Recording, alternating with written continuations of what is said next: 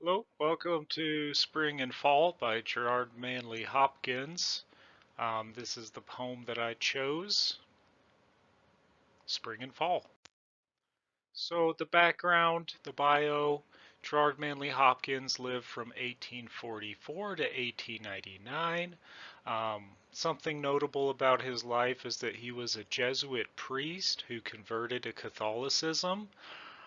He was ordained as a priest in 1877, as you can see, only about 10 years before he died. His poems did not get published until after his death. One of his friends published all his poems for him. He was a Victorian era poet, and his thing was an emphasis on the rhythmic kind of poetic structure that you can see in this poem specifically. So the form of this poem, it is arranged into couplets, each with 4 beats. The rhyme scheme goes A A B B C C D D D E E F F G G. There is a triplet in the middle, lines 7 through 9. That kind of denotes a turnaround, a turning point in the poem. The tone overall is revelatory. It is also somber and reflective. It's kind of melancholy, but also very revealing about sort of deeper truth. It was written to a young child, and it addresses Margaret, we're assuming is the young child who it's addressing. And something else is that the author inserted his own accent marks. You can see them in certain lines. There's small little accent marks. That's just going along with how he was always trying to emphasize the rhythmic styling of his poems. So basically, this poem is initially commenting on Margaret.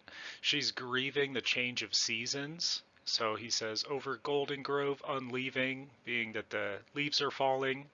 Um, he's asking if she cares for the leaves falling, which are then compared to the things of man, which kind of implies the fall of man, death, if you will.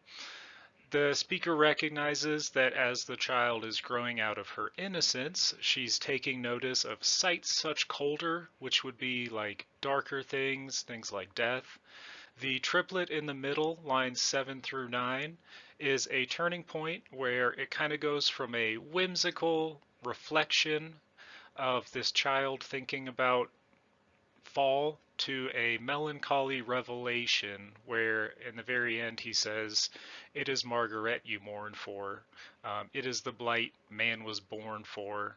Um, the speaker imagines springtime as being sorrowful, stating that it is the blight man was born for again.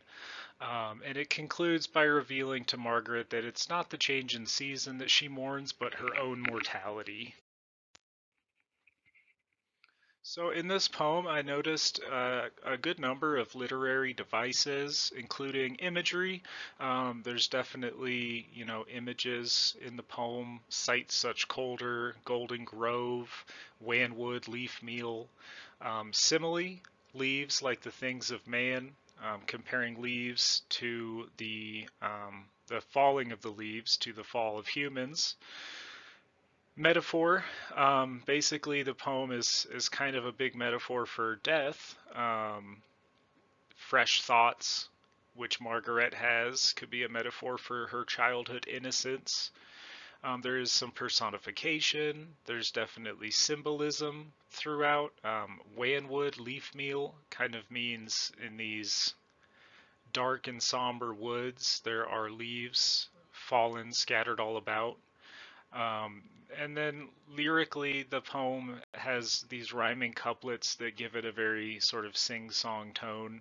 Margaret, are you grieving over Golden Grove unleaving? It's very sort of song-like. My analysis overall is that this poem is sort of mean. I noticed that initially the author is commenting on Margaret and what she's observing, and then he goes to sort of tell her that, you're going to get even sadder as time goes on. He says, yet you will weep and know why, as in, one day you'll really understand why fall makes you sad because, things die, people die. These fresh thoughts would be referring to her childhood innocence. The beginning of the poem, as I said earlier, is very almost light. It's just kind of, talking about Margaret and what she's thinking about. And then in the end, it becomes very serious and somber. The triplet in the middle, I think, is a really creative way to compare these two things, spring and fall, life and death, um, childhood innocence, and sort of the jadedness that adults get when they realize that it's all ending at some point. Why I chose this poem, I think it's very beautiful in the way that it's written and the way that it sort of flows. I really like how it sounds when you say it out loud. Ah, as the heart grows older, it will come to sight such colder. By and by, nor spare a sigh, though worlds of wan wood leaf meal lie. Just it just comes together very nice. The language is very colorful and it creates a compelling metaphor in comparing spring and fall to childhood innocence. Also, by addressing a child, the author kind of creates this narrative structure where he can, put that turnaround in the middle, and I think again that's very clever. And overall, the poem is, very figurative. It doesn't say too much literally. It leaves a lot of room for the reader to read into it. So it's not, exactly telling, but it's sort of showing. And it's also short, and I always appreciate a poem that gets straight to the point and, lets you start to unpack it without having to read and read and read again. So that is my presentation. Here's the works cited. I looked up some Spark Notes, um, looked up some information about Gerard Manley Hopkins, and of course the poem itself. Thank you.